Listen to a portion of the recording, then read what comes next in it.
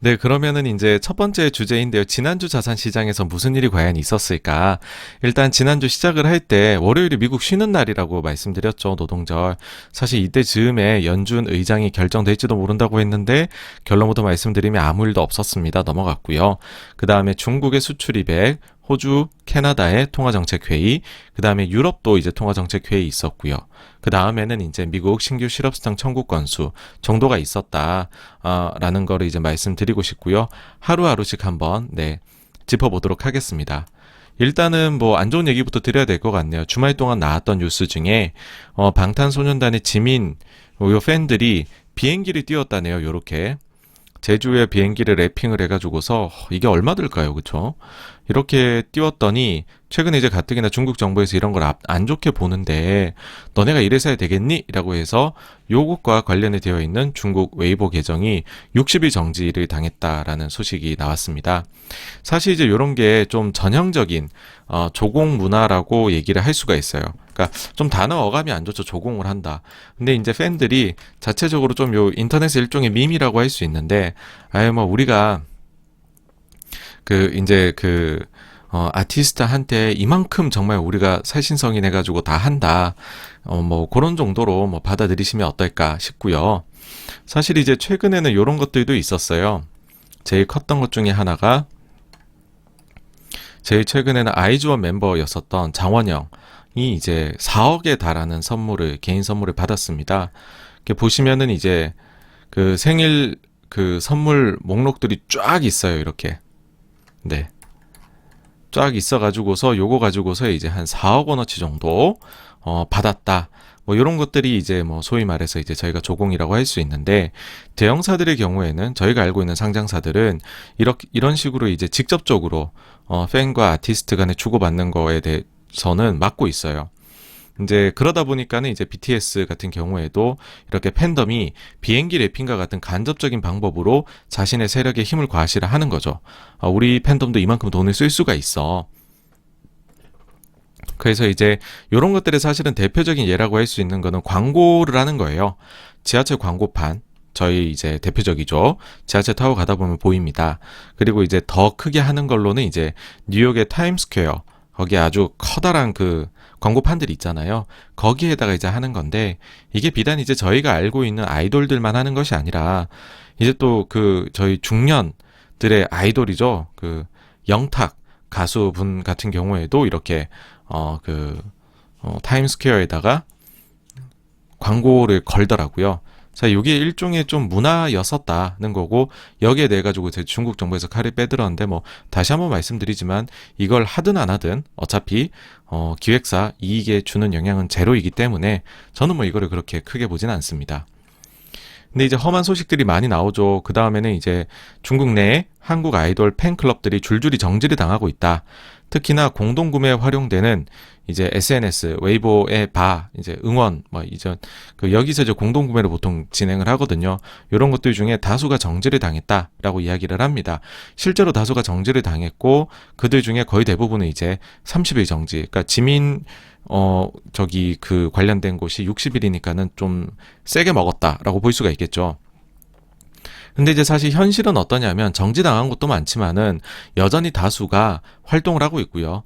이제 뒤에 바라는 이름을 붙이는 게 아니라 다른 이름으로 이렇게 바꿔가지고서는 활동을 활발하게 하고 있습니다. 그래서 뭐 모르겠습니다. 이게 뭐 중국에서 엄청나게 정말 일단은 사실은 팬클럽에 대해 가지고서 무엇을 한다고 해서 제가 볼 때는 이게 수익에 영향을 줄 요소는 별로 아니라고 생각을 하는데 근데 이제 그 중에서도 정지를 당했다고 하니까 정말 큰일이라고 생각하시겠지만 일부 정지당한 것들도 있지만은 이름 받고 활동하는 것도 많다는 것 알아주셨으면 좋겠고요.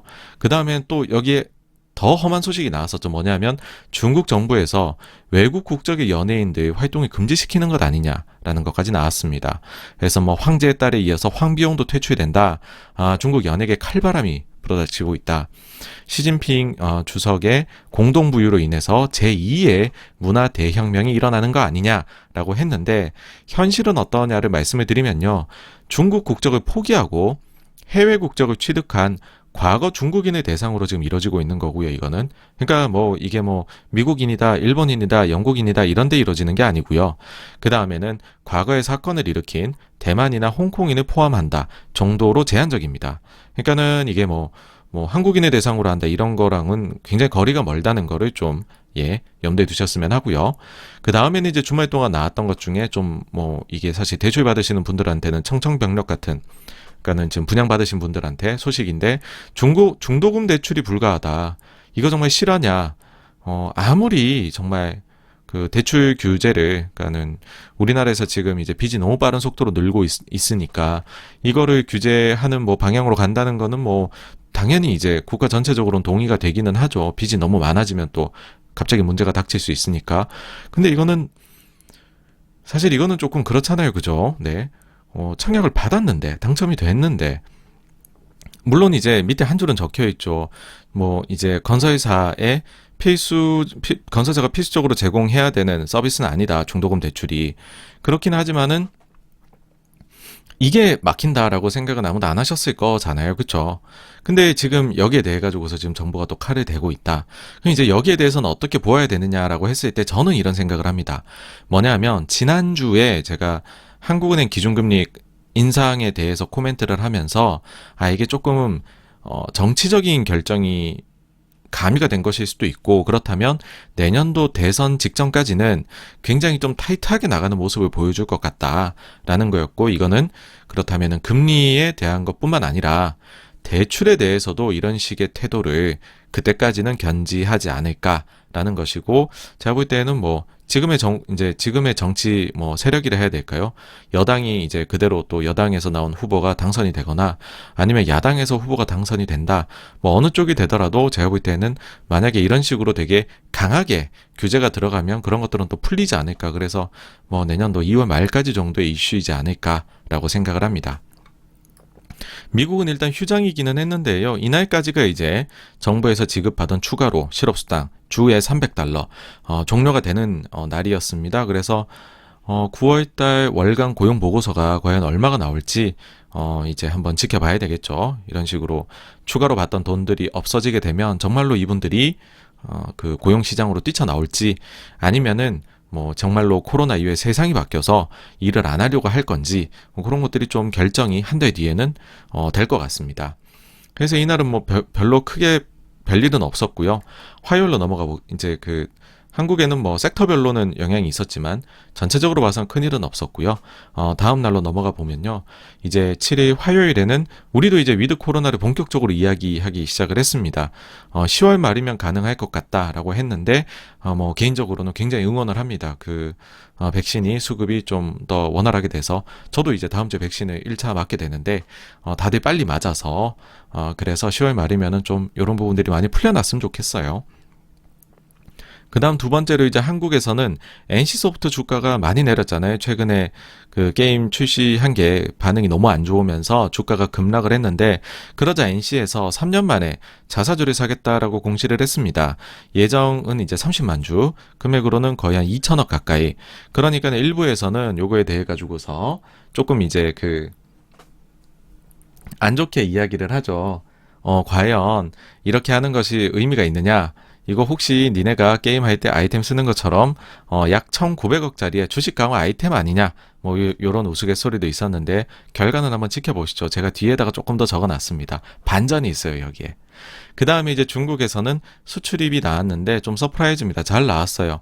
중국 경제 안 좋은 줄 알았는데 그보다는 좋은 것 같다. 사실 이제 코로나 이후로 제 기억에 맞다면 한 달인가 두 달 빼고는 계속 서프라이즈예요, 중국이. 네. 그다음 호주의 경우에는 이날 이제 통화정책회의가 열렸는데 이제 그 채권 매입 축소, 여기도 이제 테이퍼링 하는 거죠. 테이퍼링 하는데 델타 변이 때문에 테이퍼링을 좀 미룰 수도 있지 않겠느냐라는 생각도 일부 의견도 있었는데 실제 이제 테이퍼링 들어갔고요. 그런데 이제 조금 여기서 완화적으로 얘기를 한 거는, 다만 이제 그 뒤에 예정되어 있었던 채권 매입 프로그램에 대한 검토, 이거는 이제 2022년까지 미루기로, 원래는 이제 이제 올해 4분기 하기로 했었거든요. 미루기로 했다는 거고요. 그래서 요 날에 이제 보시면은 뭐 좀 혼조세, 월요일도 이제 눈치가 빠르신 분들은 보셨겠지만 중국이 지금 지수가 좋습니다. 굉장히 요것도 좀 나중에 말씀드리고요. 그 다음 8일 수요일로 넘어가 보시면은 이날 이제 정말 안 좋았죠. 정말 안 좋았던 게 금융소비자보호법 이거를 이제 여기에 대한 이제 안 좋은 뉴스가 나오면서 네이버하고 카카오가 폭락을 했습니다. 카카오가 10%, 네이버가 8% 빠졌는데 소위 이제 자라보고 놀란 가슴, 소뚜껑 보고 놀란다고 우리가 얘기를 하잖아요. 그러니까는 중국 규제를 보고 놀란 가슴이 한국에서도 규제한다는 기사를 보고서 플랫폼 기업들을 이렇게 거의 패대기 치듯이 내다 파는 그런 매매가 나왔습니다. 사실 이제 오늘 예고를 드릴 때 커뮤니티에 제가 공유를 할 때 여기 영향에 대해 가지고서 이제 조금 더 말씀드리겠다라고 했는데 제가 사실 이제 그래서 자료를 처음에는 금소법 처음부터 해가지고 쭉 한번 얘기를 드리려고 했었어요. 근데 그게 좀 무의미하다는 생각이 들더라고요. 오히려 좀 짧게 정리를 드릴 수가 있겠다는 생각인데 이겁니다. 뭐냐 하면 이 금융업 쪽에 발을 들이는 순간 사실 이게 어떻게 보면은 태생적인 한계입니다. 우리나라에 저도 이제 그냥 좀 짧은 기간 운 좋게도 이제 금융 쪽을 담당하면서 다양한 분들을 뵙게 됐었는데 그때 당시에 느꼈던 것이 처음에는 너무 답답한 거예요. 아니 왜 금융업이 좀 더 잘할 수가 있을 텐데 왜 요 정도밖에 안 하실까라는 생각이 제가 연차가 낮을 땐 들었었어요. 그런데 거기에서 연차가 조금 더 드니까는 그게 참 이해가 되던 게 이 분석으로 어떻게 나올 수가 없는 그러니까는 뭐랄까요? 저희가 합리적인 소위 말해서 생각을 해서는 나올 수 없는 규제들이 굉장히 많이 중간중간에 들어오더라고요. 그러니까는 이런 점들이 계속해서 반복이 되니까 금융업에 계시는 분들이 누구보다도 보수적으로 사업 진행을 하시고 신사업에 나가는 거를 정말 그토록 싫어하는구나 라는 게 느껴졌었습니다. 그래서 금융업이라는 거에 대해 가지고서 들어왔다. 그러니까 사실 처음에 이제 카카오가 들어간다라고 했었을 때 은행을 끼고 은행 사업을 한다라고 했었을 때 그다음에 네이버가 이제 페이먼트나 이런 쪽으로 들어간다고 했었을 때 전 당연히 그런 생각이 들었었어요. 이게 어느 정도까지는 키워줄 것이다. 그 키워주는 그 순간까지는 사회적인 이익이 같이 증가를 하거든요. 그런데 그렇게 해서 정말로 이게 계속 기업으로서의 가치, 성장 기업으로서 반석이 올라오게 되면 그때부터는 이거는 이제는 금융업의 그 규제 산업이라는 베이스를 깔고 가는 금융업에서는 필연적으로 규제는 들어올 수밖에 없을 것이다 라는 것이었고 그게 이제 지금 시점부터가 아닌가라고 생각을 합니다. 이번에 보시면 사실 금소법이라는 거는 얘기 나온 지 자체는 연초에 나왔었고 그러면 그때 네이버하고 카카오에다가 니네가 이거를 제대로 사업을 진행을 하고 싶으면은 그러면은 라이선스나 등등등등에 대해서 니네 이런 문제가 발생할 수 있으니 이렇게 해결을 하라 라고 친절하게 알려줘야 됐을 것 같잖아요. 근데 왜 닥쳐서 며칠 안 남아서 이야기를 했냐는 거죠. 근데 이제 생각해 보시면은 그게 금융입니다. 금융업이 그래요, 규제가. 네. 그러니까 정말로 설명이 안 되는 갑작스러운 결정들이 굉장히 많이 나옵니다. 그렇기 때문에 금융 쪽에 계신 분들이 항상 보수적으로 계획을 짜거든요. 그러니까는 그게 이제는 사실은 시작이다라는 거고 제가 사실 이제 네이버 카카오가 하고 있는 다른 플랫폼 사업의 규제 강도가 향후에 어떻게 될 것이냐라는 거에 대해서는 솔직히 말씀드리면 모르겠어요. 그런데 금융 쪽은 제가 많이 봤었고 그래서 감히 말씀을 드린다면 이거는 이제는 워낙에나 이제 여기가 사이즈가 커졌기 때문에 이 두 회사들이 금융 쪽에서 이 두 회사가 진행하는 사업 분야가 그렇기 때문에 이거는 꽤나 연속적으로 나올 것이다 라고 생각을 합니다. 사실 이제 딱 요 이슈를 가지고서 제가 했던 건 아니지만 요 영상이 있습니다. 제가 이제 6월 26일 날에 86번가 라이브를 했던 게 있는데 저희 채널에서 이제 종종 차트에 대해서 말씀을 드리잖아요. 근데 요때 당시에 요 차트가 조금 제 눈길을 사로잡았던 것입니다. 요게 뭐냐면은 요날 참 카카오가 무슨 이슈지? 별 이슈가 없는 것 같은데 싶었는데 차트가 좀 안 좋게 나왔었죠. 그러니까는 거래량이 굉장히 늘었고 근데 이제 양봉을 압도하는 음봉이 나왔죠. 길게.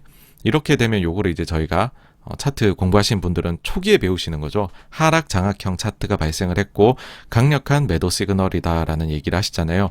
요거를 다룬 영상이 있으니까 혹시 조금 더 지금 최근의 카카오 흐름에 대해서 궁금하신 분들은 요 영상을 보시는 것이 어떨까라는 생각이 듭니다. 그 다음에 이제 캐나다 통화정책회의에서는 또 별게 없었습니다. 주요 선진국 중에서 처음으로 테이퍼링 개시를 했는데 계획대로 스케줄대로 지금 테이퍼링이 진행이 되고 있습니다. 그 다음에 이제 미국에서는 요거는 이제 제가 부채 한도 협상 관련된 건데 어저께 이데일리 TV에 나가서 말씀을 드렸죠. 뭐냐면 요날 이제 제닛 앨런 재무장관이 의회에다 서한을 보내서 이게 이제 리더들한테 서한을 보냈죠. 공화당, 민주당 양쪽에다 전부 다요.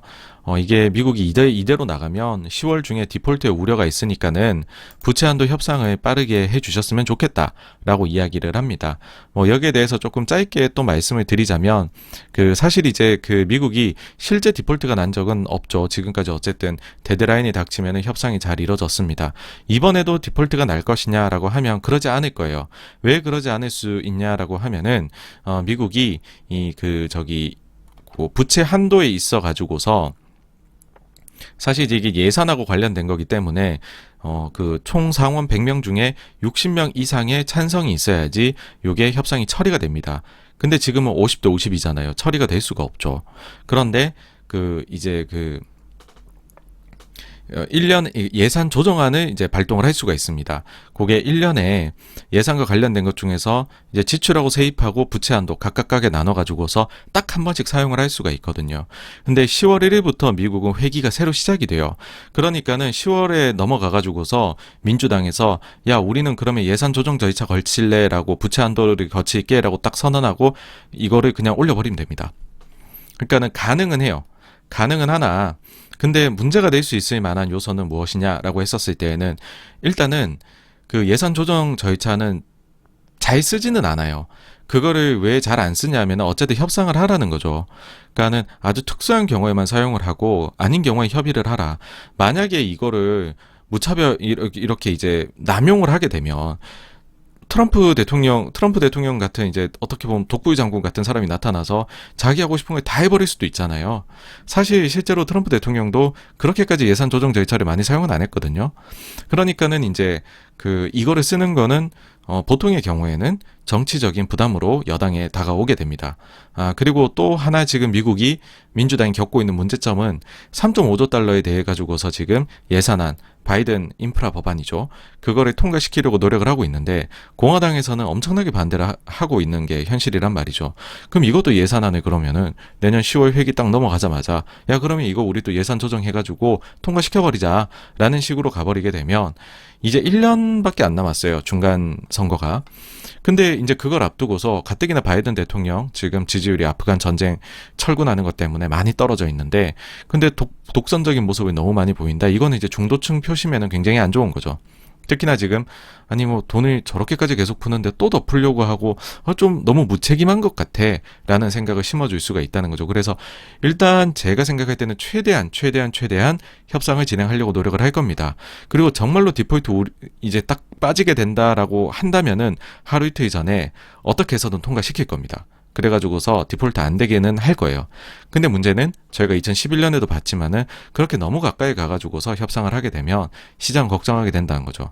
특히나 지금 이제 10월 중이라고 얘기를 했는데 왜 이렇게 됐냐 하면 왜 몇 월 며칠 날에 디폴트가 난다를 확정을 못 하느냐라고 하면 코로나 상황이기 때문에 세입이 불투명해요. 세입이 얼마 들어올지에 대해 가지고서 지금 재무부에서도 확실하게 얘기 못 하거든요. 이게 이제 들어오는 거를 봐가면서 해야 되는데 원래는 시장의 예상은 10월 말이나 11월 초 정도로 예상을 했습니다. 근데 지금 옐런 장관의 최근 요 코멘트는 10월 중이라는 거거든요. 그러니까 생각보다 약간 더 빠른 것 아니냐라는 생각이 이제 들 수밖에 이제 없게 만들었던 요 날의 뉴스였고요. 그래서 아주 이제 근소하게 이제 디폴트 우려가 되는 그 구간으로 진입을 하게 되면 이 이슈가 해결이 되지 않으면 시장은 안 좋게 반응을 할 가능성이 높다고 생각합니다. 근데 그렇다고 해서 2011년처럼 그때 당시에는 신용등급 강등이라는 초유의 사태까지 미국 겹쳤었잖아요. 그래서 많이 하락했던 건데 이거는 그렇게 하락할 뉴스는 아니지만 어쨌든 그때 가서도 너무 데드라인까지 가게 되면 안 좋게는 작용할 것 같다. 이고요. 실제로 지금 그 시기에 만기가 도래 이제 하게 되는 이제 증권들, 채권들 같은 경우에는 이미 그 금리가 가격이 그거를 반영을 지금 하기 시작을 했습니다. 지난주부터. 네. 그래서 요 이슈는 제가 매주마다 그냥 밑에다 쓱쓱 달아놨지만, 이제부터는 조금 보셔야 되고, 특히 아마도 10월 초 정도부터는 본격적으로 보셔야 될 이슈다. 근데 미리 저희가 좀 공부를 해두자라는 겁니다. 그 다음에는요, 좀 재밌는 이슈예요. 미국의 연준의 보스턴의 이제 로젠그랜 총재, 그 다음에 댈러스의 카플란 총재가 증권거래를 되게 활발하게 했다네요. 특히 이제 그 부동산 시장에 대해 가지고서 경고를 했었던 이 로젠그렌입니다, 이분은. 근데 이분은 그 부동산 리츠를 그렇게 활발하게 투자를 하셨다고 하고요. 네 군데 이제 리츠에다가 나눠서 하셨는데 그중에 이제 대표적인 게 요겁니다. 아날리 캐피탈 매니지먼트. 여기가 이제 MBS 모기지를 그 하는 데인데 여기 보시면은 이제 뭐 언제 사고 팔았고 이런 것까지는 제가 못 봤는데 근데 어쨌든 뭐 코로나 이후로 2배 올랐잖아요. 그렇죠? 이런 것들 활발히 투자를 하신다는 거고요. 그 다음에 밑에 보시면은 이제 그 카플란 총재의 경우에도 요즘 이제 뭐 메파로서 이름을 또 카플란 블라드에 이어가지고서 떨치고 있죠. 여기도 지금 주식을 열심히 하시는 게 밝혀졌습니다.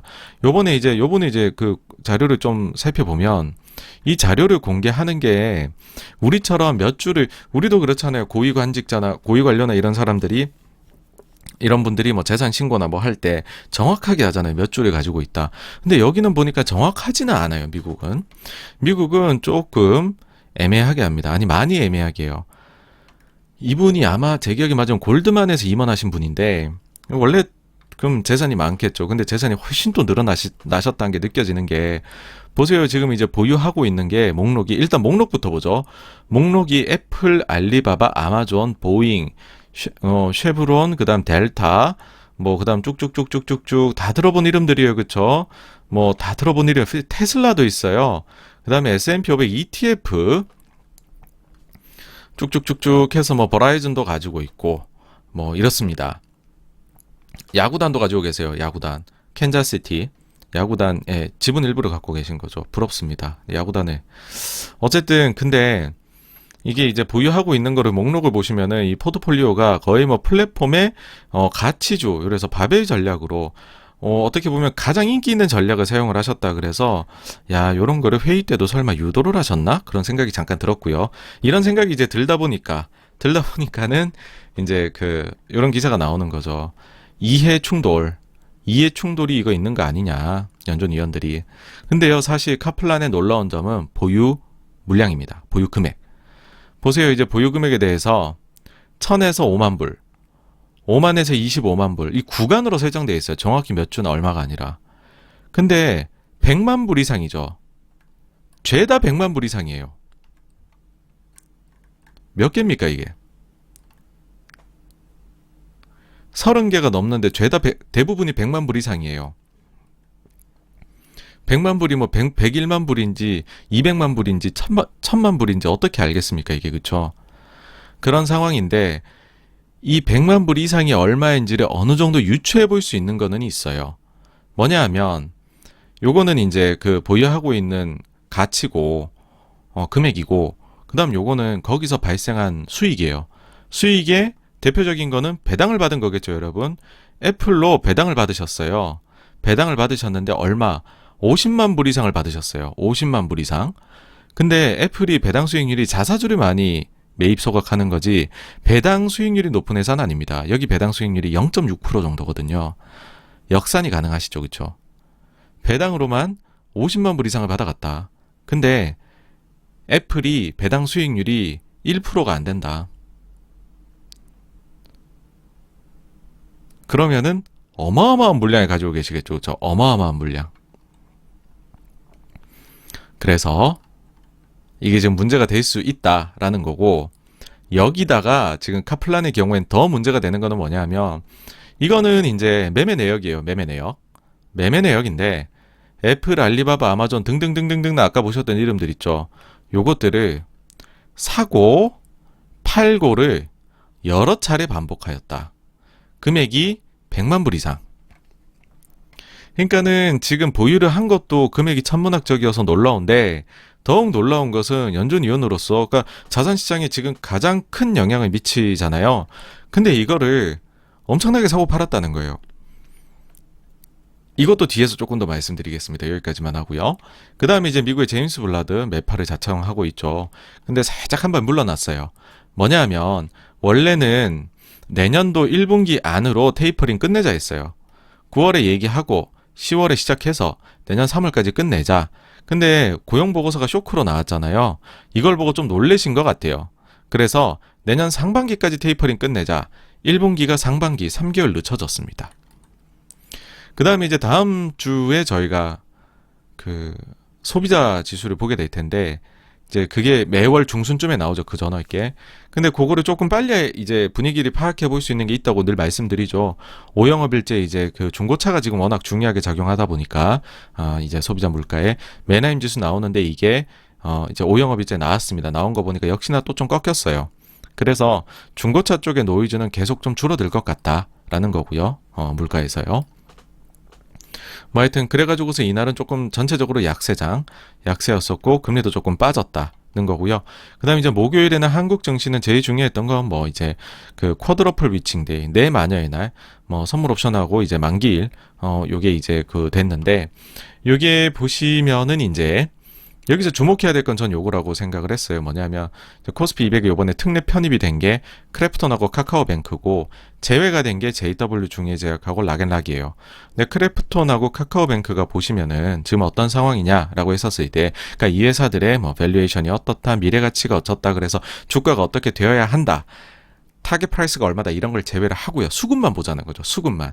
이게 이제 기관 투자자 입장에서요. 전직이니까 제가 수급만 딱 봤었을 때는 어떤 상황이냐라고 하면요. 두 회사가 들어와야 되는 소위 패시브 자금들에 들어와야 될 수급은 얼추 다 들어온 거예요. 여기까지 오면은. 얼추 이제 다 들어왔는데, 그런데 이제 그 이제 피날레를 사실 코스피 200이 장식을 한 건데, 이 코스피 200이 편입되면 무슨 일이 발생합니까, 여러분? 무슨 일이 발생하느냐 하면은 지금 공매도가 전 종목이 가능한 것이 아니라 코스피 200, 그다음 코스닥 150만 가능합니다. 그러니까 지금까지는 이 두 종목에 대한 공매도가 불가능했었어요. 이제부터는 가능해진다는 거죠. 언제부터? 목요일 종가에 편입됐잖아요. 그러니까 금요일 날부터 공매도가 가능해진 거죠. 그리고요, 보통 공매도를 하려면은 어디에서 주식을 빌려와야 될 거잖아요. 물론 이제 무차익 공매도 하다가 난리 난 데들도 있지만 저희가 이제 그 맑은 눈으로 보자는 거죠. 그럼 빌려와서 쳐야 되는데 공매도를 보통은 ETF들이 가지고 있는 거를 이제 이거를 대차를 해서 옵니다. 이게 제일 이제 싸고 구하기가 쉽죠.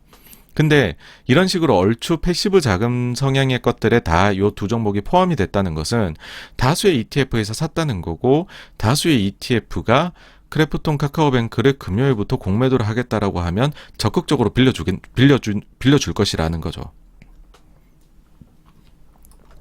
물론 두 종목이 이제 뭐 지난주에 월요일하고 수요일부터 해가지고서 이제 그 상장할 때 원래 주주들 이제 아니면 확약 걸었던 주주들의 그 락업 물량이 풀리는 게 있기는 했었어요. 그것도 있지만은 사실 제가 볼 때 더 중요했던 거는 요 이슈이지 않냐라고 생각하거든요.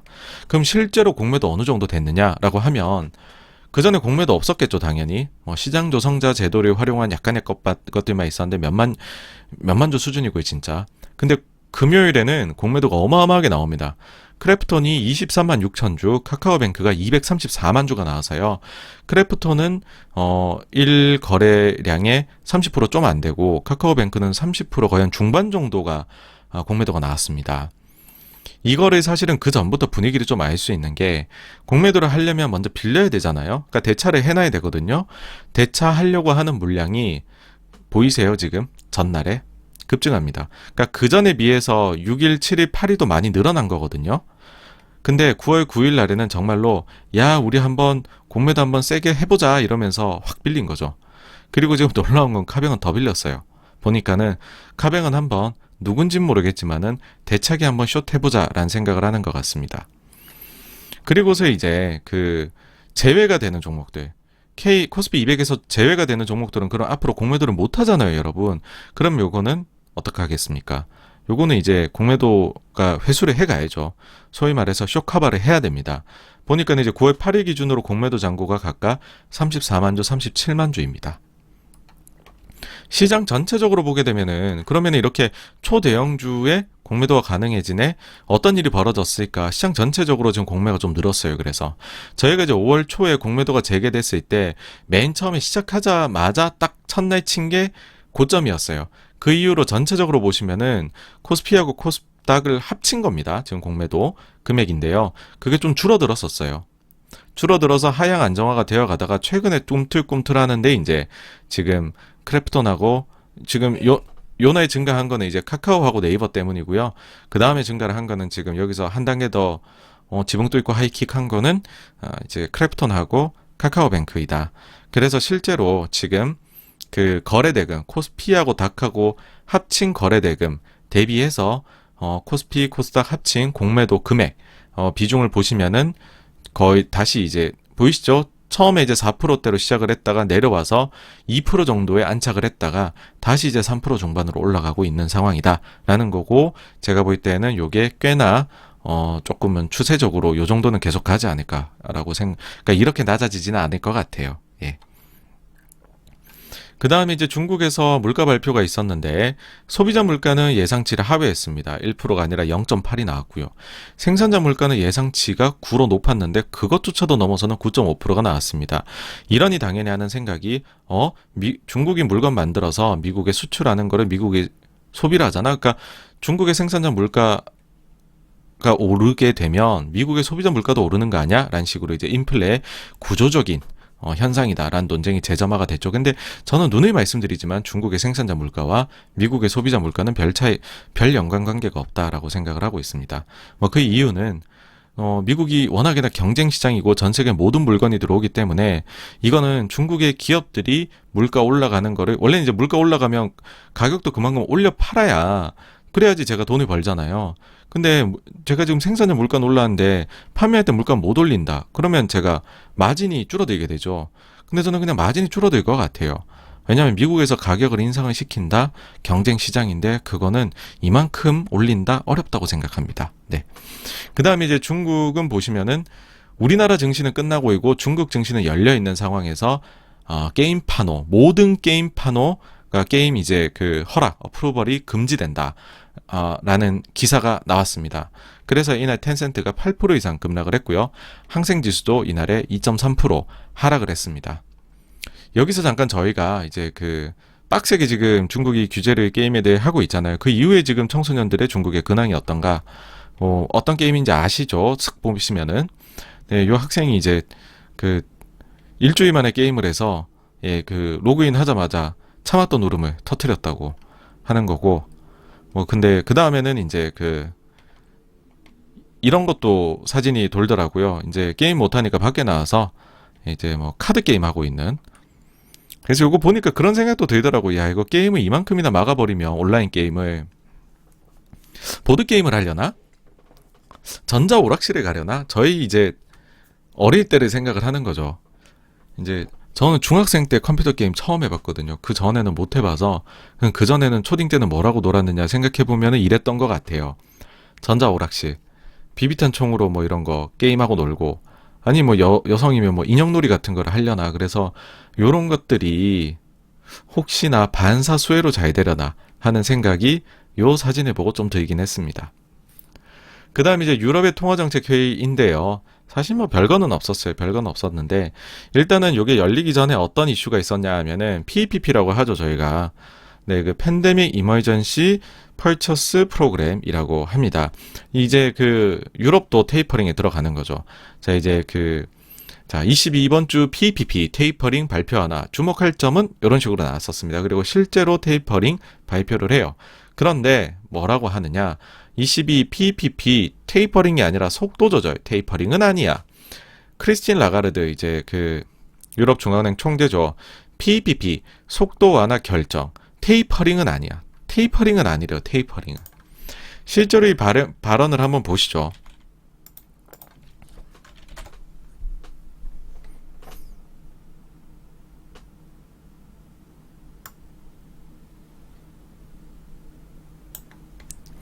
네, 요거인데요.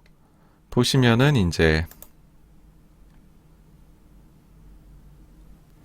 요 기자가 이제 질문을 했고,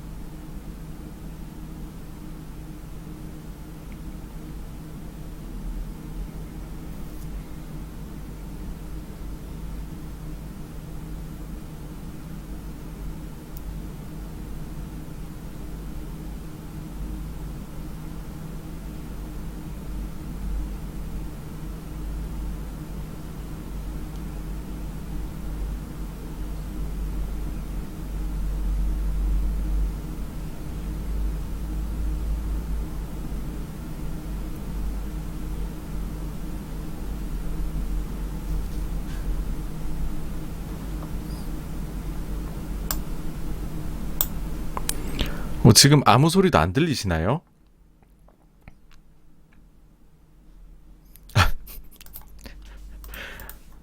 이게 그렇군요. 근데 이게, 잠깐만요. 저는 저게 2분짜리라서 그냥 같이 한번 들으려고 했는데, 저 영상 검색해보시면 나올 겁니다. 검색해보시면 나오는데, 사실 이제 저거 뭐 영어로 된 거를 저희가 어떻게 해보자 라는 게 아니고, 저기에서 이제 핵심 발언들이 있어요. 여기서 이제 이거죠. 이제 여인은 테이퍼 하지 않는다. 테이퍼 하지 않는다 이고, 이게 그러니까는 테이퍼링 아니다라고 자꾸 얘기를 하는 건데, 요 표현이 저는 듣고 이게 뭘까 했더니, 예전에 마가릿 대처 그 전 영국 총리가 여인은 돌아서지 않는다라는 이야기를 했던 거를 요번에 이렇게 갖다 붙였더라고요. 사실 이제 처음에 라가르드 총재의 탄생, 이때 당시에 어땠냐 하면은 이제 경제학을 전공을 하신 분이 아니에요. 경제학을. 근데 어떻게 저 자리에 올라갈 것이냐. 그 전에만 해도 이제 그때 당시에 이제 독일의 유력한 후보들, 막 이런 군들이 있었습니다. 그러니까 마리오 드라기 이후에. 그랬는데 갑자기 이분의 순위가 갑자기 크리스틴 라가르드의 순위가 확 올라가면서 이 자리를 이제 22 총재 자리를 차지하게 됐고, 그때 당시에 이제 조금 안 좋게 바라보시는 분들은 사실 이제 지금 유로를 구성하고 있는 주요국들, 뭐 독일이나 프랑스나 이런 나라들이 소위 말해서 주요한 자리들을 나눠 갖도록 되어 있는데, 그걸 나눠 갖는 국가별 안배, 그리고 성별 안배도 있다. 그래서 국가별 안배 플러스 성별 안배로 갑자기 순위가 올라가서 된 것이다 라는 식으로 얘기도 했습니다. 근데 실제로는 이제 그런 거가 있는 것 같아요. 지금 미국도 그렇고 유럽도 그렇고 두 분 다 경제학 전공자가 아니에요. 근데 요즘 시대에 왜 이런 사람들이 되느냐라고 했었을 때에는, 지금은 사실 경제학적인 아카데믹한 논리를 가지고 설명할 수 있는 시기가 아니라 협상을 잘해야 되고, 그게 특히나 정치권과의 협상을, 통화정책을 하는 중앙은행은 잘해야 되고, 그게 국민이나 이런 쪽을 설득을 시킬 수 있어야 하며, 그 다음에 지금 직면해 있는 면제가 단순히 경제학 교과서에 나오는 게 아니라 빈부격차라든지 여러 가지들이 있다라는 거죠. 그래서 하여튼 뭐 그런 배경이 있는데, 정말 말씀을 잘하세요. 예. 그래서 그거 테이퍼링 아닌데요, 이렇게 표현하는 거하고, 마가릿 대처 전 영국 총리의 표현을 가지고 와서 그거 테이퍼링 아닌데요 라고 하는 거는 들을 때 이 느낌이 확실히 달랐었던 것 같습니다. 그 다음에 이게 이제 PPP를 재보정하는 것이다. 그러니까는 이제 요거를 이제 다른 데서 이제 속도 조절이라고 우리가 보통 얘기를 하죠. 이런 식으로 지금 표현이 됐고, 그 다음에 저기 보시면은 저 영상을 만약 다시 보신다라고 하면, financial condition 이제 favorable, 그 다음에 favorable, financial conditions 이런 얘기를 많이 합니다. 그러니까는 이게 이런 단어들을 좀 여러 가지로 표현을 나눠가지고서 여러 차례 이 표현들을 반복을 하는데, 그것들이 어떤 거냐라고 하면은 완화적인 통화 정책에 대한 강력한 표현이다라고 생각해요. 그러니까는 비록 우리가 조금 자산 매입액을 줄이게 되겠지만은, 그렇다고 해서 우리가 긴축적인 거 아니고 우리 계속해서 완화적일 거야. 그러니까 이거는 특히나 연준이 accommodative 단어를 많이 쓰거든요. 그리고 요 표현이 없어지면 진짜 큰일 나요. 근데 요거를 쓰는 거하고 요 단어가 상당히 비슷하다 라고 생각하시면 될 것 같고요. 그 다음에 진짜 테이퍼링 단어 자체 싫어하는 것 같아요. 우리 테이퍼 한다라는 말을 절대 쓰시지 않습니다. 지난번에도요, 자산 매입액을 줄여나갈 수 있다를 phasing out이라는 단어를 만들어서 사용을 하셨습니다. 그러니까 앞으로도 아마 여러분들께서 라가르드 총재가 직접적으로 테이퍼링 이야기하는 거는 보시기 어렵지 않을까 싶고요. 그 다음에는 이제 실제로 하려고 하는 바는 요거죠. 앞으로 이제 조금 이제 매입액을 줄이겠다. 그러니까 페이스 조절을 하겠다라는 거고, 이게 구체적으로는 앞선 두 개 분기에 평균적으로 월 기준으로 800억 유로 정도를 자산 매입을 했었거든요. 근데 그게 지금 조금 줄인다고 하니까 한 600에서 700억 유로 정도로 줄지 않겠느냐, 지금 시장은 생각을 하고 있고요. 그 다음에는 이제 22요날에 이제 나왔던 것 중에 지금 동일하게 적용하겠다 한 거는, PPP는 한도가 있어요. 1.85조 유로거든요. 요거 동일하다. 그러니까 우리가 테이퍼링 들어가도, 그 다음에 테이퍼링 들어가도 PPP 하는 시기 2022년 3월까지는 계속 PPP 한다 그랬거든요. 요것도 동일하다. 그 다음에 이렇게 해서 우리가 사모은 그 자산들 23년 말까지는 잔액을 유지하겠다. 재투자 지속해서. 그 다음에 그 또 기존의 자산 매입 프로그램이 있어요. 요것도 계속해서 유지를 하겠다. 라고 해서 요런 부분들은 이제 뭐 비둘기적으로 여겨질 수 있는 부분이라 할 수 있죠. 다만 이제 인플레이션 전망이 좀 높아졌죠. 1.9를 2.2, 그 다음에는 1.5를 1.7, 그 다음에 1.4를 1.5로 정도 높이긴 했습니다. 그래서 결론적으로는 사실 이제 인플레가 오고 좀 발생하고 있다라는 거에 대해서는 인정을 하고 있다는 거고요. 그 다음에 이제 그런 점들을 반영해서 테이퍼링 들어간다라는 건데, 그렇지만은 가급적이면은 이제 이건 테이퍼링 아니에요. 그 다음에 우리는 계속 완화적일 거예요. 나머지에서는 변화가 없으니까 걱정하지 마세요. 그래서 가급적 비둘기로 보여주고 싶어 했었던 20이었다. 라고 생각을 합니다. 근데 뭐 사실 이렇게 20이 좀 말씀드리긴 했지만 22가 큰 영향을 증시에 주기는 어려운 게 요즘 현실입니다. 전부 미국 바라보고 있으니까는요. 그쵸? 그 다음에 밤에는 신규 실업수당 청구 건수가 나왔어요. 발표치가 31만으로 예상치보다 또 잘 나왔습니다. 이젠 30만도 깨고 내려가겠어요. 미국 고용 쪽은 계속 좋다고 생각합니다. 저는. 네. 근데 뭐 어쨌든 다음 달에 나오게 될 그 지표가 제일 중요하겠죠. 그래서 요날 보시면 우리나라는 만기일 영향도 있고 해갖고 1.5% 빠졌고요. 나머지 증시는 뭐 별일이 없었습니다. 은근히 지금 다우가 지난주에 내내 빠졌어요. 하루도 빠짐없이. 나스닥도 화요일만 살짝 오르고 나머지 계속 빠졌고. 금요일로 가보겠습니다. 네, 금요일로 한번 가볼 텐데요. 네, 중간에 네, 페어님 안녕하세요. 네네. 매주 출근길에 녹화본만 보시다가 스트리밍 처음 들으신다고요? 네. 네, 찐팬이시라는데 너무 감사드리고, 또 이렇게 큰 금액을 후원을 해주셔서, 너무너무 감사드립니다. 네, 감사합니다. 네. 근데, 이렇게 또, 즐거운 마음으로 해야 되는데, 금요일에 안 좋은 지금, 뉴스를 바로 말씀을 드려야 되겠네요. 죄송하네요, 이게. 이게 지금, 금요일에 한국 시장에 되게 웃긴 일이 많았어요. 그러니까, 뭐냐 하면, 이게 지금, 보시면 목요일에 한국 증시는 끝나고 중국 증시는 열려있는 상태에서 모든 게임 판호 발급 중지, 그래서 텐센트 급락했다고 말씀드렸잖아요. 그래가지고서 우리나라도 이날 뭐 게임주 폭락해서 시작하는 것 뿐만 아니라 엔터주까지도 폭락해가지고 출발을 했습니다. 엔터주가 특히 대표인 이제 하이브가 마이너스 9%까지 갔었습니다, 여러분. 그러다가 올라가요, 또. 마이너스 3%로 끝을 냈어요. 웃기잖아요. 그렇죠? 왜 올라왔을까? 요 기사 때문입니다. 여기 보시면은 이제 그 SCMP에서 나온 건데, 요 단어가 중요합니다. 요 단어. 그러니까 새로운 비디오 게임 이제 그 판호에 대해 가지고서 속도 조절을 좀 하겠다라고 이야기를 했다는 거죠. 이게 왜? 라는 생각이 드시죠? 근데 왜? 라는 생각이 드시면 안 되는 게, 요게 기사가 수정이 된 거거든요. 원래 기사는 서스펜드였습니다. 그러니까는 발급을 중단하겠다라고 했었던 게 발급 속도를 조절하겠다라고 바뀐 거죠. 그러니까 이게 전면 금지가 아니라 판호 발급이 좀 딜레이가 있는 거구나 라고 했고, 그 다음에 이 시기에 네디지의 이제 딩레이 CEO가 SNS에 지금 발급 금지 뉴스를 가짜 뉴스다 라고 공개적으로 이제 SNS에 올리게 되죠. 그러면서 요게 이제 우리나라 증시 열리고 얼마 안 있어서거든요. 그러니까는 처음에 많이 넘어갔네요. 시작은 마이너스 9%였으나 저게 이제 막 소식이 돌면서 쫙 회복을 하기 시작해서 끝을 낸 거죠. 예. 근데 제가 요 얘기를 드리면은 얼마 전에 요런 비슷한 일이 있었던 게 기억이 나실 겁니다. 언제냐면 8월 2일입니다. 이때 당시에 게임은 정신 아편이다 라고 했습니다. 그래서 이날 관련 주식들이 정말 와장창창 떨어졌었어요.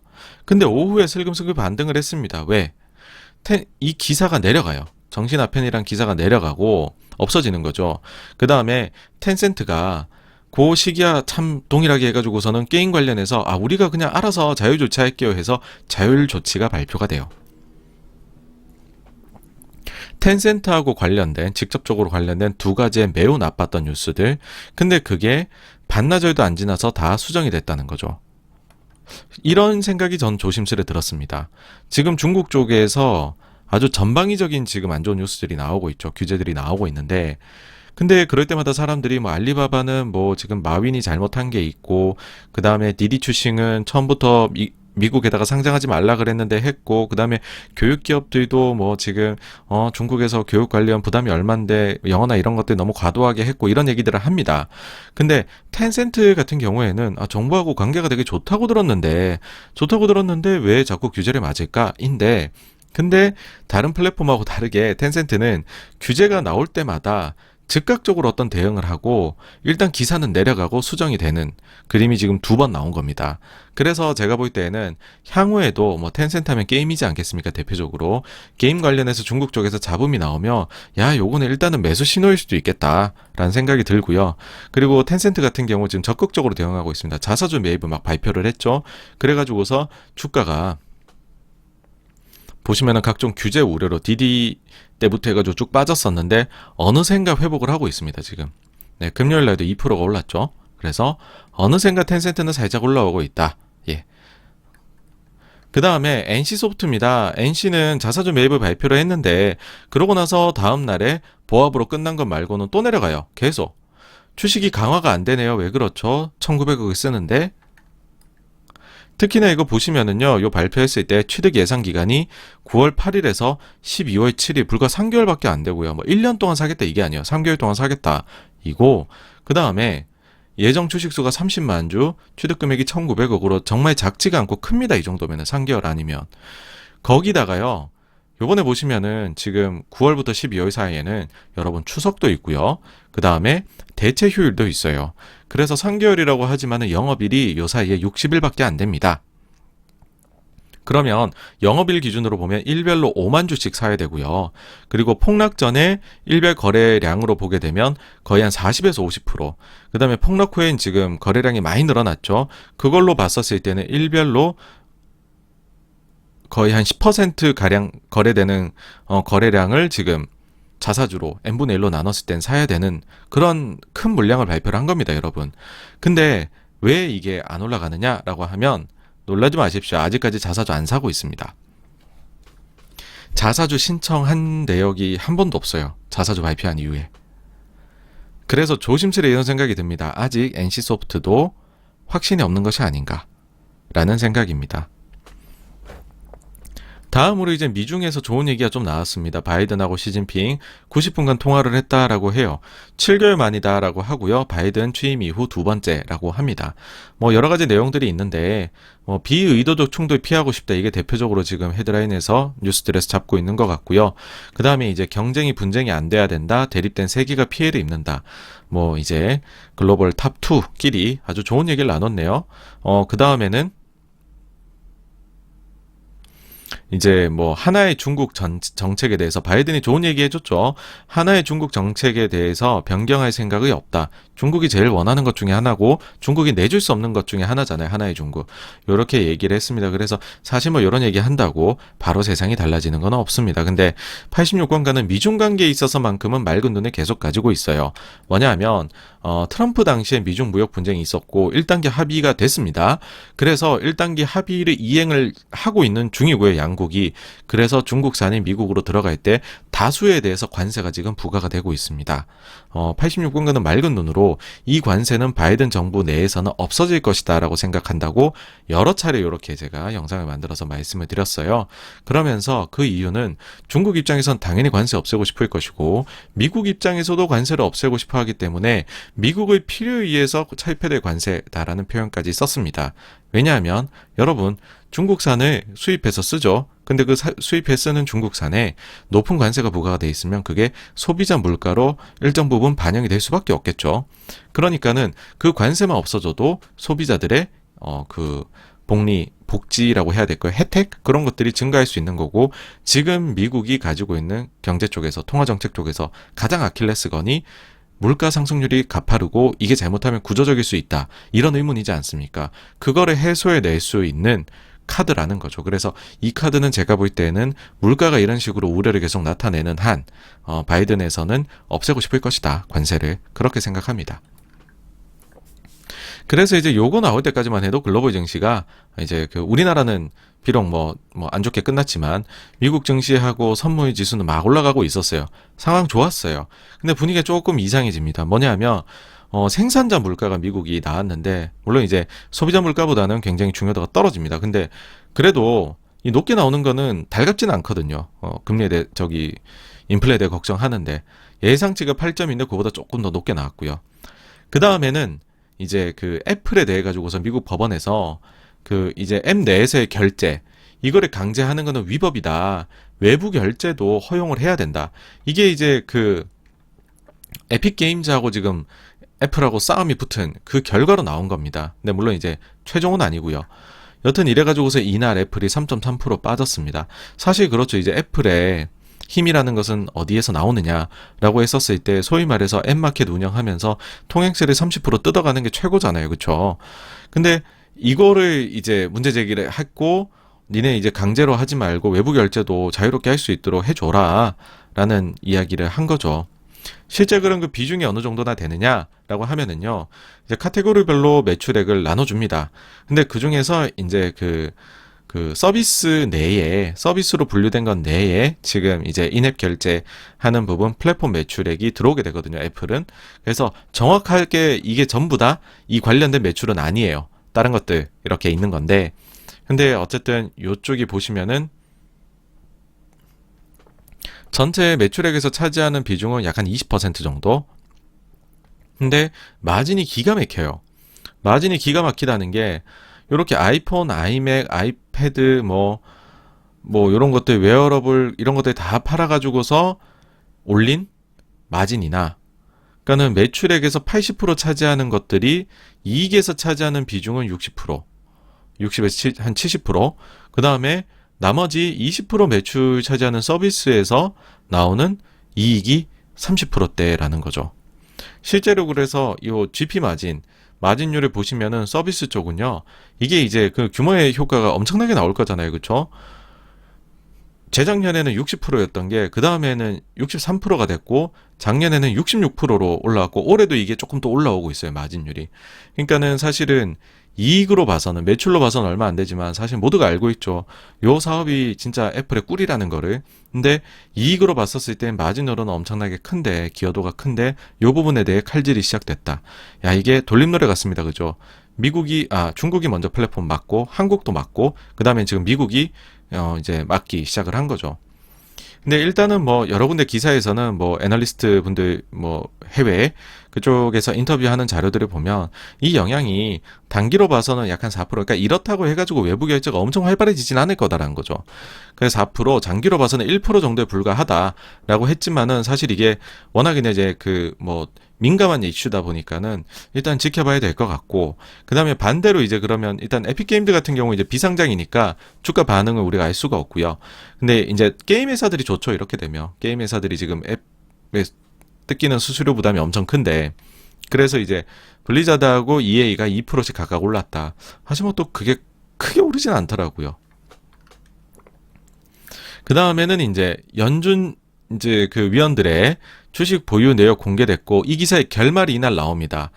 이게 사실은 제가 볼 때는 애플의 인앱 결제 강제 위법 요 이슈도 컸지만, 제가 볼 때는 요 이슈가 개인적으로는 금요일에 미국 증시가 안 좋게 끝난 거에 제일 혁혁한 공을 세운 게 아닌가라 생각하는데요. 왜 그러냐면 너무 많이 사고 팔고 막 부동산 과열 우려하면서 뒤로는 부동산 리츠 사고 있고 뭐 몇백만 달러씩 거래하고 있고 지금 말이 안 되잖아요. 그죠?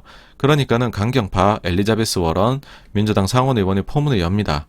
이거 지금 그 연준 위원들을 이게 그 부유하게 만드는 쪽에다가 이게 좀 쓰여서는 안 된다. 문제가 있다. 문제 제기를 합니다. 이게 그 엘리자베스 워런 트위터는 종종 볼만합니다, 여러분. 네. 그러고 나니까는 이게 연준에서 화답이 나와요. 제가 누누이 말씀드리지만 연준의 주인은 누구냐? 의회입니다. 예. 의회의 눈치를 상당히 많이 봐야 됩니다. 요 얘기들을 전직 연준 의장들이 뭐 여러 자리에서 하죠. 그쵸? 그래서 보시면은 그 이제 연준에서 이야기를 하기를 이해 상충을 해소하기 위해 가지고서 주식을 팔겠대요. 주식을 팔겠대요. 금요일 날 그래서 이제 어느 정도까지 얘기하냐 하면은 9월 내로 전량 매도하겠다. 보유하고 있는 거. 그렇게까지 기사가 나옵니다. 예.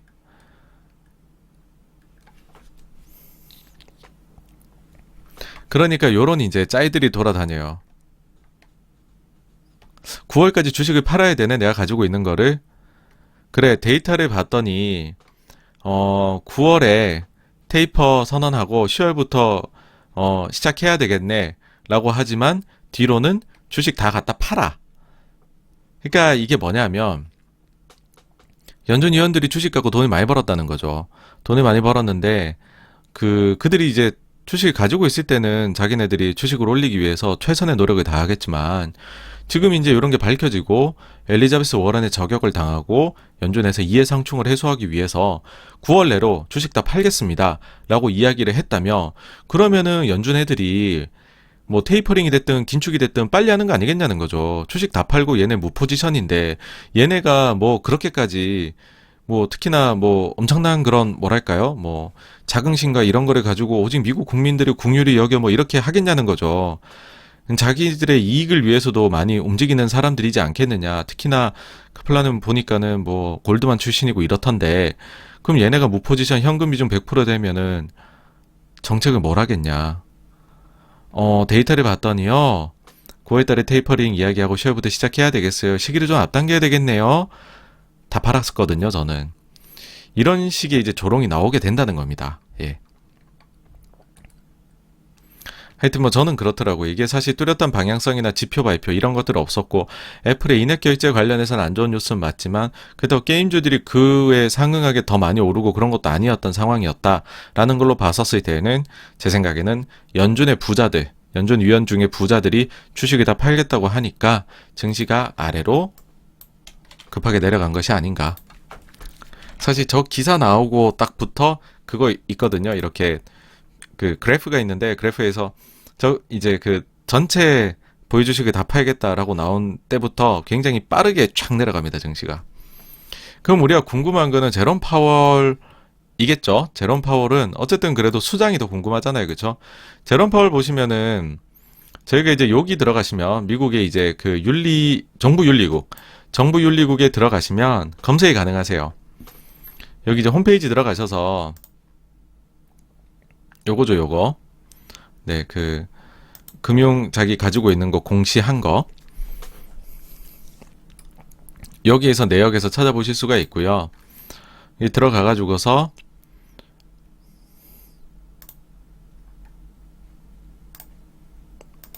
이름에다가 파월을 칩니다.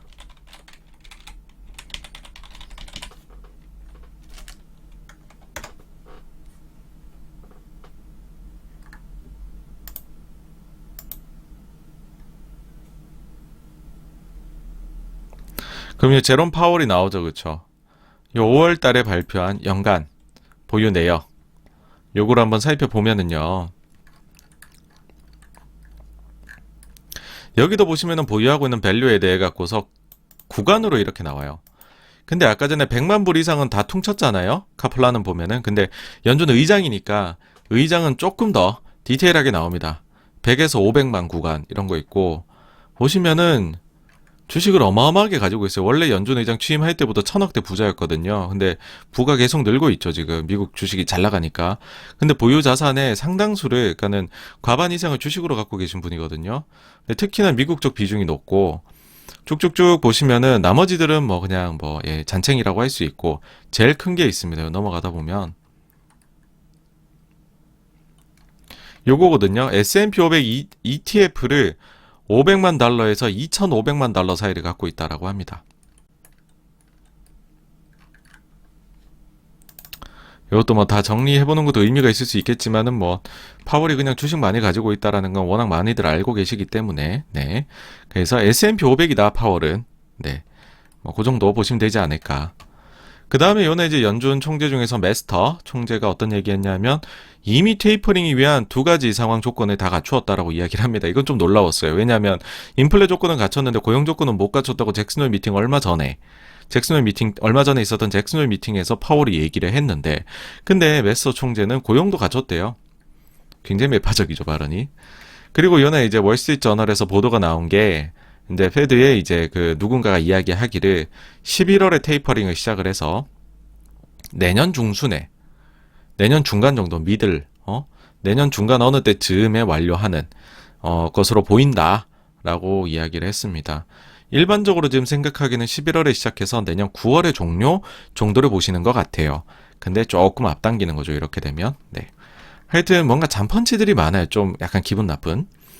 여튼 이래서 이날 어땠냐면 코스피는 조금 올랐고 상해 조금 올랐고 상해가 계속 오릅니다. 다우는 계속 빠졌고 나스닥도 애플 때문에 빠졌죠. 다우도 뭐 애플 있긴 하지만 그리고 이제 금리는 좀 올랐습니다. 지난주에 이제 총체적으로 봤었을 때에는 어떤 것들도 좀 있었느냐 라고 하면은 중국 증시가 생각보다 좋아요. 남들이 다 그러니까 남들 지금 다 빠지고 있잖아요. 근데 혼자서 우와 올라가요. 특히나 중국이 지금 과격한 규제들을 쏟아내고 있잖아요. 그래서 이것 때문에 난리죠. 근데 와 올라가고 있습니다. 심지어 어디까지 올라갔느냐? 이게 이제 연초 이후거든요. 중국의 연초 이후 차트인데 연중 최고점을 넘기 직전입니다. 지금 3731인데 3703입니다. 얼마 안 남았죠. 그쵸? 그래서 지금 넘기 직전이다. 이러면 좀 배 아프죠. 그쵸? 왜냐? 요거 관련해가지고서 얻어맞은 주식들을 갖고 계신 분들이 꽤 계실 거예요. 그렇잖아요. 뭐 플랫폼이라든지 엔터라든지 게임이라든지 이런 것들. 규제는 중국이 했는데 그 규제한 중국은 주가가 연중 최고점에 가 있고 우리만 빠져. 우리만. 악영향은 우리가 다 뒤집어 썼어요. 지금. 네. 근데 이제 더 길게 바라보게 되면 중국 차트가 조금 재밌어요. 중국이 이제 1000포인트가 안 하던 게 6000포인트까지 올라갔었죠. 이때가 이제 대세 상승장 2007년 8년도에. 그래 놓고서 또 급락을 합니다. 2000 밑으로. 그러고 나가지고서는 요때 이제 5000까지 올라갔다가 또 내려와서 지금 3000 언저리에서 왔다 갔다 하고 있습니다. 근데 요렇게 고점들과 저점들을 연결해 보시면은 상당히 수렴을 해 나가고 있습니다. 뭐 올해 내에 어떤 방향성을 잡는다 그럴 것 같진 않은데요. 근데 이제 투자 쪽으로 봤었을 때는 제가 볼 때는 한 2, 3년 안에는 중국이 크게 방향을 잡는 어떤 쪽으로 가지 않을까라는 만약 차트를 보시는 분들이라면 그런 생김새로 가고 있다라고 생각이 듭니다. 그리고 또 하나 아시아에서 우리의 이제 다른 한쪽에 있는 국가죠. 일본 같은 경우에 이제 스가 총리가 물러나기로 하면서 그때 우와 스가 물러난다 호재다 하면서 일본 증시 올라갔다. 지난주 말씀을 드렸죠. 그 이후에 어떻게 됐느냐? 더 올라갑니다. 다 온통 빨개요. 온통 양봉에다가 갭으로 양하고 계속 오릅니다. 쭉쭉쭉 오르고 금요일 날에도 장대 양봉의 최고점에서 끝났고요. 역시나 연중의 최고점을 향해서 거침없이 하이킥 중입니다. 우리만 빠진다니까요. 아시아에서. 근데 사실 이제 그 전에 그럼 사실 일본은 뭐랄까요 랠리를 못 즐겼죠 올해. 그러면 이때 왜 이렇게 일본이 좀 약했느냐? 저희 이제 86번가 뭐 한두 차례 말씀드린 적이 있기는 한데 일본이 보시면은 눈에 안 보이게 스텔스 긴축을 사실은 계속해서 진행 중이었습니다. 뭐 이런 거 봤었을 때는 제 생각에는 스가는 좀 억울해요. 그러니까 스가는 중앙은행의 뭐랄까 엄호를 받지를 못했어요. 왜냐하면은 이제 다른 나라들은 QE를 한다 그러죠. 양적 완화. 근데 일본은 양적 질적 완화입니다. 질적이라는 게 뭐냐라고 하면은 주식도 내가 직접 사요. 주식 ETF 통해 가지고서 직접 사는 건데 근데 3월에 일본에서 통화정책회의 때 어떤 이야기를 하냐면은 앞으로 주식 ETF 안 사겠다고 이야기를 합니다. 직접적으로 주식 ETF 안 사 이런 게 아니라 니케이를 추정하는 ETF 매입 규정을 폐지를 해버립니다. 만약에 산다라고 하더라도 토픽스만 가능하도록. 이때부터 보시면 그래서 토픽스하고 니케이가 차별화되게 좀 움직이죠. 그렇죠? 그랬는데 어쨌든 안 산다 그래놓고 ETF를 사실상 안 사버려요. 주식을. 그러니까는 일본 시장에서 BOJ가 사는 ETF가 절대적인데 큰 세력이 하나 나가버리고 나니까는 일본 증시가 스르르르 흘러내렸던 거죠. 여러분 이게 일본 증시의 특징은 뭐냐 하면은요. 우리보다 사이즈가 훨씬 크죠. 근데 평균적으로 보면 어느 정도냐면 우리보다 시총은 한 4배 큰데 거래 대금만 2배밖에 안 많아요. 그러니까는 우리가 생각보다 거래가 잘 되는 시장이고 일본은 거래가 적은 시장이어서 몇몇 플레이어들이 사실은 조금 주식을 가지고 크게 움직이게 할 수 있는. 그래서 저희 보시면은 야 쟤네는 그래도 선진 증시인데 변동성이 가끔 보면 우리보다 더 큰 것 같잖아요. 그 이유가 있습니다. 플레이어가 적어요. 그리고 거래 대금이 적습니다. 비율로 따졌을 때. 그래서 일부 소수의 투자자가 주식을 덤프해버리거나 아니면은 갑자기 많은 양의 매수 주문을 내면 확확 움직이는 시장입니다. 근데 거기서 BOJ가 빠져나가 버리니까는 주르르르 흘러내렸죠. 제가 이제 그 눈에 안 보이게 긴축한다란 말씀드렸는데, 여기 보시면은 이제 주요 중앙은행들, 미국, 그 다음에 유럽, 그 다음에 일본, 달러로 표시를 했었을 때 지금 주요 중앙은행들의 지금 전체 자산액이 어떻게 되어가고 있느냐인데요. 보시면은 요 초록색이 일본이거든요. 일본 보십시오. 안 늘려요. 그 사이에 보십시오. 무슨 일이 있었나.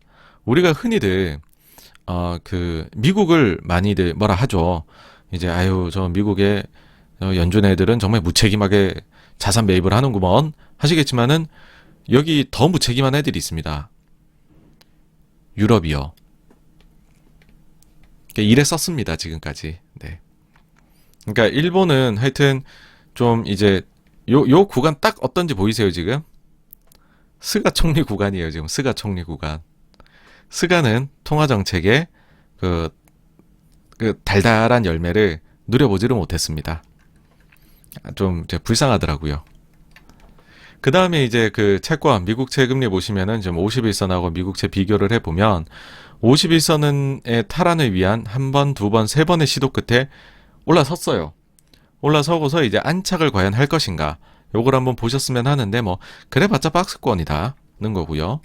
그 다음에는 이제 그 델타 변이, 이것도 이제 많이들 얘기하는데 미국입니다. 요거 미국이 지금 일별 확진자 요거 7일 이동 평균선에 보면 요게 꺾여 내려오고 있습니다. 지금 내려오고 있고, 백신 접종률은 어쨌든지 간에 그 델타 변이 영향으로 인해 가지고서 좀 선진국들에서는 백신 안 맞겠다, 백신 뭐 그런 포비아 같은 것도 있었는데 다시금 올라가고 있는, 그래서 그게 기울기가 계속 유지가 좀 잘 되고 있습니다. 네.